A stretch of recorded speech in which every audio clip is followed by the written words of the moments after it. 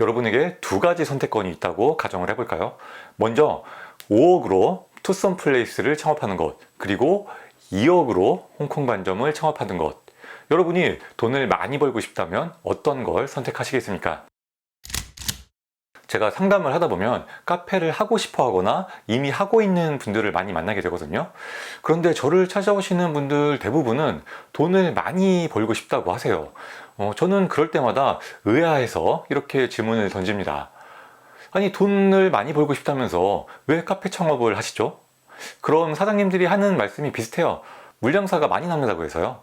아는 사람 중에 카페로 돈 잘 버는 사람이 있어서요. 카페도 잘하면 돈 많이 벌 수 있지 않나요? 대체적으로 이렇게 얘기를 많이 하십니다.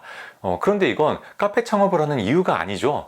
카페로 돈을 잘 벌 수 있다는 게 팩트라고 하더라도 돈 잘 버는 아이템은 얼마든지 있잖아요. 그 중에서도 카페를 선택한 진짜 이유가 있을 겁니다. 제가 이분들하고 깊게 얘기를 나누다 보면 결국 카페 창업을 선택하는 본질적인 이유는 쉽고 편하니까 였습니다. 자, 그렇다면 내가 쉽고 편한 걸 선택했으니 진입장벽이 낮을 거 아니에요. 그럼 당연히 돈이 안 되겠구나, 이렇게 생각하고 카페 창업을 하면 말리지 않거든요. 그런데 돈을 많이 벌고 싶은데 카페 창업을 한대요. 그럼 저는 둘 중에 하나를 선택하라고 말씀드릴 수밖에 없는 겁니다. 돈을 많이 벌고 싶은 건가요? 아니면 카페를 하고 싶은 건가요? 둘 중 하나만 선택을 하셔야 됩니다. 오프닝 때 제가 드린 질문이 있죠. 돈을 많이 벌고 싶다면 5억 투썸플레이스냐 아니면 2억 홍콩 반점이냐. 일반적으로 투썸을 많이 선택하겠죠. 투썸이 창업 비용도 훨씬 비싸고 창업을 희망하는 사람들도 줄을 서 있고 브랜드 인지도도 훨씬 높죠. 그냥 딱 보기에도 투썸이 훨씬 그럴싸해 보입니다. 하지만 돈이 목적이라면 당연히 홍콩 반점이 유리해요. 투썸플레이스 월평균 매출이 4,500만 원이고 홍콩 반점의 월평균 매출은 5천만 원입니다. 지금은 홍콩 반점이 배달을 해서 매출이 더 높아졌는데 배달 안 했을 때 매출도 5천만 원이 넘습니다. 이렇게 두 브랜드가 평균 매출이 비슷하잖아요. 그렇다고 한다면 순수익은 홍콩 반점이 더 좋습니다. 재료비, 인건비, 월세, 이 세 가지를 비교해 보면 답이 나오겠죠. 재료비는 비슷하고 인건비는 투썸이 조금 유리해요. 그런데 월세가 투썸이 훨씬 높습니다. 투썸 매장이 평균 55평이고 홍콩 반점은 35평이거든요. 매장 크기도 크기지만 투썸은 가장 좋은 자리에만 들어가잖아요. 월세가 최소 2배 이상은 높을 겁니다. 일반적인 홍콩 반점 월세가 400만 원이라면 투썸 월세는 800만 원 이상, 이 정도로 충분히 예측해 볼 수 있겠죠. 그냥 대충 계산해봐도 홍콩 반점 수익이 훨씬 높을 수밖에 없습니다. 그런데 더 중요한 건 투썸은 창업 비용이 5억, 홍콩 반점은 창업 비용이 2억이 든다는 거죠. 창업 비용은 투썸이 2배 이상 높은데도 불구하고 돈은 홍콩 반점이 더 많이 버는 겁니다. 투썸과 홍콩 반점을 예시로 들어서 그렇지 다른 브랜드를 비교해봐도 마찬가지입니다. 카페 중에 가장 잘 나가고 창업 비용도 많이 드는 브랜드들 있잖아요. 파스쿠치, 할리스, 메가커피, 공차, 이런 메이저 카페 브랜드들이 월평균 매출 2,500만 원 정도밖에 안 됩니다. 재료비가 투썸보다는 대체적으로는 적게 들어가지만 매출 자체가 워낙 낮기 때문에 돈이 안 됩니다. 반면에 음식점은 월평균 매출 3, 4천만 원 이상 하는 브랜드가 굉장히 흔해요. 그럼에도 불구하고 왜 투썸이나 메가커피 같은 카페 브랜드들을 그렇게 창업하고 싶어서 난리일까요? 왜냐하면 쉽고 편하니까.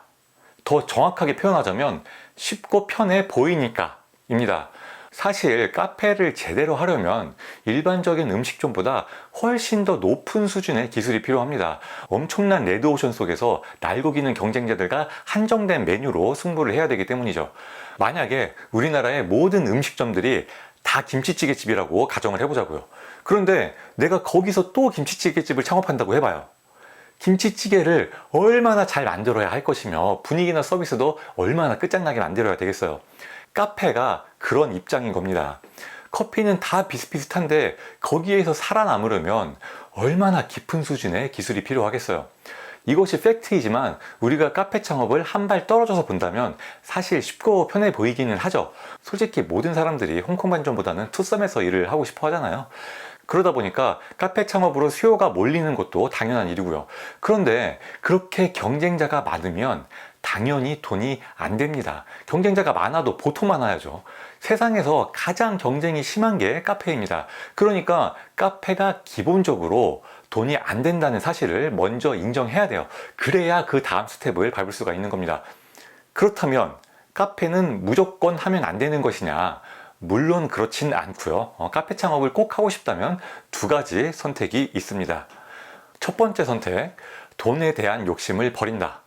저는 꼭 많이 버는 것만이 옳다고 생각하지는 않습니다. 각자 사는 방식이 있는 거니까요. 그렇지만 확실히 알아야 할 건 쉽고 편하게 돈을 많이 버는 방법은 없다는 것입니다. 카페가 돈이 안 된다는 사실을 알고 창업을 하시면 돼요. 그런데 아마 제 구독자분이라면 첫 번째 선택을 하는 분은 그리 많지 않을 것 같아요. 그렇다면 다음 두 번째, 돈 되는 카페를 창업하고 싶다면 카페 창업을 어렵고 힘들게 한다. 이것이 두 번째 선택이고 카페로 돈을 버는 유일한 방법입니다. 기본적으로 카페는 쉽고 편하지만 그것을 어렵고 힘들게 만든다면 진입장벽이 생기면서 돈이 됩니다. 그렇다면 어떻게 카페 창업을 어렵고 힘들게 해야 하는지 돈 되는 카페의 세 가지 유형을 알려드릴게요. 첫 번째 유형은 압도적인 메뉴로 승부를 하는 카페입니다. 카페에서 압도적인 메뉴라고 한다면 기본적으로는 커피나 음료가 되겠죠. 커피로 끝장을 내는 카페도 있어요. 그런데 이게 정말 어려운 얘기입니다. 커피라는 건 엄청난 레드오션, 누구나 다 판매하는 메뉴잖아요. 게다가 커피에 들어가는 건 원두랑 물밖에 없죠. 다른 음료라고 하더라도 특별히 많은 재료가 들어가는 것도 아니고 다 뻔한 게 들어갑니다. 여기서 차별성을 주는 게 너무 어려워요. 그래서 많은 카페들이 커피로만 승부하지 않고 다른 음식들을 많이 취급하죠. 대표적으로 빵이나 브런치가 있고요. 디저트도 있을 수 있죠. 이렇게 음료 외에 다른 음식까지 취급을 한다면 커피와는 비교도 안 될 만큼 많은 차별성을 줄 수 있습니다. 할 게 너무 많아요. 이건 어렵고 힘들기 때문에 돈이 됩니다. 그런데 빵이나 브런치가 들어간 이상 이건 우리가 생각하는 카페라고 보기는 좀 어렵죠. 오히려 일반적인 음식점보다 더 고급 기술이 필요하고 더 어렵고 더 힘들어요. 어쩔 수 없지만 그래야 돈이 됩니다. 그렇다면 프랜차이즈 디저트 카페를 하면 되겠구나 이렇게 생각할 수도 있는데요. 뭐 그럴 수도 있어요. 그런데 냉정하게 한번 생각을 해봐야 돼요. 그 프랜차이즈 디저트 카페라는 것이 과연 진입장벽이 있는 것인가? 만약 공장에서 제공하는 디저트를 그냥 갖다 놓고 팔기만 하면 되고 특별할 것도 없이 쉽고 편하다면 그런 건 돈이 안 됩니다. 돈 되는 카페 두 번째, 프랜차이즈 카페로 치고 빠지는 유형입니다. 권리금 받고 판다는 얘기인데요. 이런 방식을 딱히 권해드리는 건 아닙니다. 그래도 이런 방법도 있다는 건 알아야 되니까 말씀드릴게요. 제 지인 중에 프랜차이즈 가맹점을 10개 정도 운영했던 분이 있거든요. 이분은 신도시처럼 새로운 상권이 생기는 것만 찾아다니면서 메이저 프랜차이즈 카페를 창업했는데요. 신규 상권이니까 권리금은 다 없었고요. 공사도 자체 공사만 하면서 최소한의 비용만 써서 창업을 했어요. 그리고 1년 내에 1억의 웃돈을 받고 양도하는 걸 목표로 했습니다. 만약 창업하는데 보증금을 제외하고 2억이 들었다면 3억 원의 권리금을 받고 나오는 거죠. 이런 매장을 한두 개 하는 게 아니고 3, 4개씩 계속 돌리는 거예요. 가장 잘 팔았던 게 1년 만에 1억 5천만 원의 이득을 보고 팔았을 때라고 하더라고요. 짧고 굵게 돈을 벌 수 있는 방법이긴 한데 아무래도 리스크가 있죠. 그렇기 때문에 매장을 한두 개 생계형으로 운영할 생각이라면 이 방법은 위험하기도 하고 그다지 효율적이지는 않습니다. 그래서 제 지인 같은 경우엔 안정적으로 운영하는 외식업 매장도 대여섯 개 있었고요. 투자자를 껴가지고 리스크를 분산해서 운영했습니다. 돈 되는 카페 세 번째, 카페를 이용해서 실제로는 부동산 사업을 하는 유형입니다. 건물을 매수해서 리모델링을 하고 거기에 카페를 창업하는 거죠. 아니면 맨 땅에 통째로 카페 건물을 올릴 수도 있고요. 그리고 그 건물을 팔아서 시세 차익을 남기는 겁니다.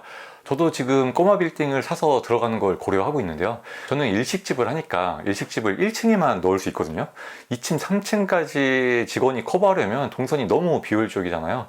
그래서 2, 3층에는 어떤 아이템을 넣을까 고민 중입니다. 그런데 카페라고 하면 이런 고민이 필요 없죠. 카페는 셀프 서비스가 되잖아요. 그래서 2층, 3층까지 한꺼번에 쓰기에도 좋고 그냥 건물을 통째로 쓰기에도 너무 좋죠. 그리고 나중에 건물을 매도할 때 카페가 들어가 있는 걸 매수자가 선호하기도 하고요.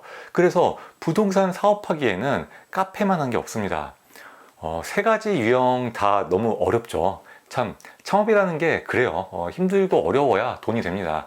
저도 다양한 아이템에 관심이 있고 특히 카페 창업은 언젠가는 꼭 한번 해보고 싶거든요. 그런데 아직은 카페를 창업할 생각이 없어요. 왜냐하면 비슷한 수준의 기술과 노력이라고 한다면 아무리 그래도 음식점이 돈이 더 되거든요. 카페는 손님 채우기가 정말 어려워요. 진짜 끝장나게 만들어 놓지 않는 한 어림도 없습니다. 카페는 손님 채우기가 정말 어려워요. 진짜 끝장나게 만들어 놓지 않는 한 어림도 없습니다.